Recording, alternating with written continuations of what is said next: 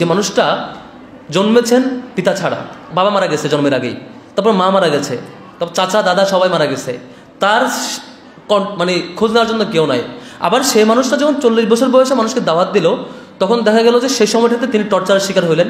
তার সামনে তার অনুসারী সুমাইয়া রাদিয়াল্লাহু তাআলা আনহাকে বর্ষা মেরে হত্যা করা হচ্ছে, বলতেছে সবর করো, এটা প্রতিরোধ করতে পারে নাই। আবার এই মানুষটা বলছে আল ইয়াউমা আকমালতু লাকুম দীনাকুম ওয়া আতমামতু আলাইকুম, তিনি বলছেন যে আল্লাহর পক্ষ থেকে আয়াত আসছে যে আজকে আমি তোমার জন্য দিন পূর্ণ করে দিলাম, ওয়া আতমামতু আলাইকুম নিয়ামতি ওয়া রাদিতু লাকুমুল ইসলাম দীনা। পরে মানে শেষে আল্লাহ বলছেন, স্টার্টিং হচ্ছে আপনি জাস্ট কালিমার দাওয়াত দিচ্ছেন, স্পিরিচুয়াল দাওয়াত, যে তুমি আল্লাহরে গ্রহণ করো, সেখানে অ্যাটাকটা আসলো, আপনি ফিনিশিং করছেন যে পুরাই জীবন ব্যবস্থায় তোমার দিয়ে দিলাম।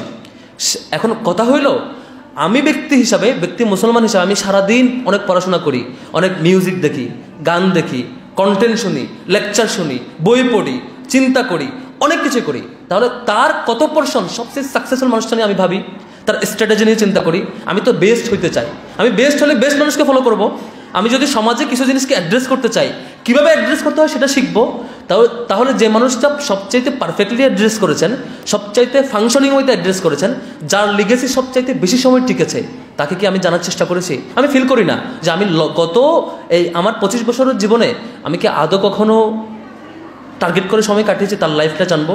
আপনি নিজে কল্পনা করেন আমি কয়টা রাসূল সাল্লাল্লাহু আলাইহি ওয়াসাল্লামের জীবনী পড়েছি। আমি এভাবে বলি যে রাসূল সাল্লাল্লাহু আলাইহি ওয়াসাল্লামের যে শুধুমাত্র ঘটনা জানে, ইন্ডিভিজুয়াল ঘটনা, শুধুমাত্র যুদ্ধের ঘটনা, কেস, ইন্ডিভিজুয়াল কেস, তিনি রাসূল সাল্লাল্লাহু আলাইহি ওয়াসাল্লামকে বুঝতে পারবেন না। বুঝতে হইলে তার স্ট্র্যাটেজি শিখতে হবে, কীভাবে মাল্টি ডাইমেনশনকে তিনি অ্যাড্রেস করেছেন, কীভাবে কমপ্লেক্সিটি ফেস করেছেন, কীভাবে সোসাইটি থেকে তিনি রিড করার চেষ্টা করেছেন এবং সেটা সলভ করেছেন। দুর্ভাগ্য হইল আমরা কালচারালি এমন যে একটা জায়গা ছিলাম, আমাদের হল পর্যায়ে সেগুলো আয়োজন হইতে পারে নাই। আজকে এই আয়োজনে আমি মোটেও হ্যাপি না, এই অর্থে যে এই আয়োজন যদি আমি শেষ করে ফেলেছি, আজকে শেষ, আমরা অনেক খুশি।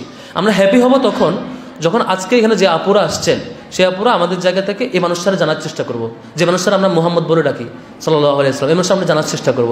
যে মানুষটা আমরা বলি তিনি সফল, আমরা বলি যে মানুষটা সবচাইতে কঠিন সময় ফেস করে এসে সমাজের সব কিছু চেঞ্জ করে দিয়ে নতুন সমাজকে দেখাইছেন, এই মানুষটাকে জানবার চেষ্টা করব, বুঝবার চেষ্টা করব তিনি কীভাবে রিড করে। যদি আমরা চেষ্টা করি এখান থেকে বের হয়ে, যদি বুঝতে পারি, এখান থেকে বের হয়ে আমাদের আপুরা আগামী 1 বছরে সিলেক্টিভ 2টা বা 3টা সিরাতের গ্রন্থ পড়েছেন, স্ট্র্যাটেজি বোঝার চেষ্টা করেছেন।